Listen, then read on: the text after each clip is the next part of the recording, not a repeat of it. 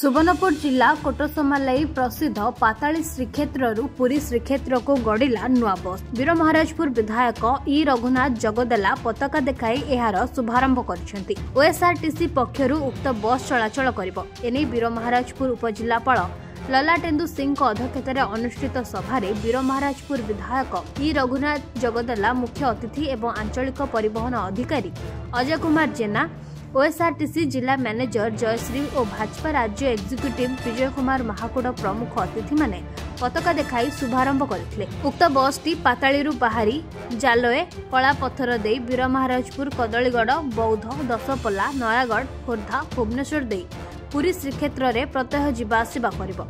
सूचनायोग्य पाताली श्रीक्षेत्र पुरी श्रीक्षेत्र को पूर्व एक सरकारी बस चलाचल करुଥିଲେ ମଧ୍ୟ दीर्घ दिनरू यह बंद हो पड़ता। एवं बस सेवा आरंभ होगा द्वारा अंचल लोके बेस उपकृत होगा सहित पाताली श्रीक्षेत्र पर्यटन क्षेत्र विकास हो। कोटसमलेर जन पाताली क्षेत्र इने बड़ ठाकुर दीर्घ 144 वर्ष धरिक पाताली होते।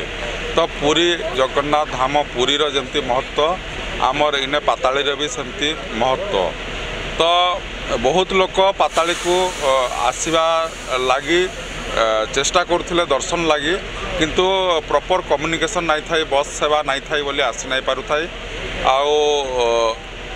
सरकार को मु धन्यवाद देमी, आमर मुख्यमंत्री को धन्यवाद देमी, ट्रांसपोर्ट मिनिस्टर को धन्यवाद देमी जे मुई कथाटा विधानसभा में उठैथिली आ तांको लिखित हिसाब रे दाबी करथिली। आ ए अंचल लोक मानकर पूरी जिबा आमर राजधानी जीवार भी बहुत असुविधा होता। तो से दृष्टि आमर आज गोटे राज्य सरकार तरफ गोटे बस आज दिखाई आज एटा पाताली एटार उद्घाटन है। आबे मुई सही बस रे बसीचे आई बस रु डायरेक्ट ये अंचल लोक मैंने पुरी आ भुवनेश्वर जापारे, दर्शन लगी पुरी जापारे, विभिन्न काम लगी भुवनेश्वर जापारे, आम राजधानी जापारे। तो मोर प्राथमिकता रोचे जे यही अंचल के आमर पाताली क्षेत्र के केमती आम पर्यटन क्षेत्र रे विकास करिपारमु। आउ ये अंचल रे खाली ओडिशा नहीं, भारत तथा बाहरु देशरू आमर दर्शक माने भक्त माने आसिकरी ठाकुरंकर दर्शन करि पारबे आ तांकर आशीर्वाद नहीं पारबे। सेटा मोर पूरा चेष्टा होची। आ पर्यटन क्षेत्र रे भी इने बहुत शीघ्र आपण मानकर लगी जणे दउछन जे आगामी मासरू जनवरी मासरू भव्य मंदिर भी निर्माण काम भी आरंभ होगा। तो एटा अंचलवासी लगी बहुत गोटे खुशी जिनस जे ठाकुर जे कि एते जगह छाड़ी आसिक आमर बीरमाजपुर अंचल पाताली होते। तो ठाकुरंकर आशीर्वाद निश्चय बीरमाजपुर अंचल लगी अच्छे।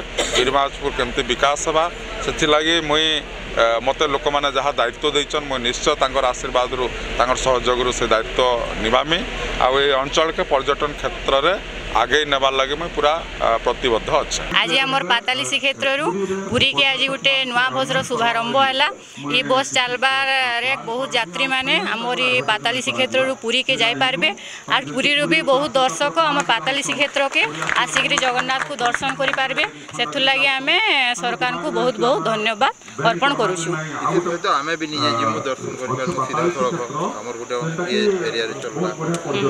एति सहित आमे भी समस्ते जाई पारमु सुविधा रे आर भगवान जगन्नाथ को दर्शन करि पारमु। सुवर्णपुर मंटू मंत्रा रिपोर्ट नीलाद्री मीडिया।